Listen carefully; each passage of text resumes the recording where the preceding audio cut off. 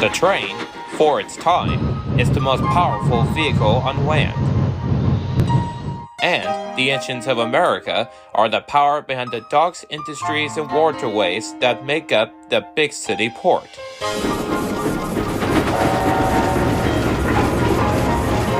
These are the tales of the Dock Railway.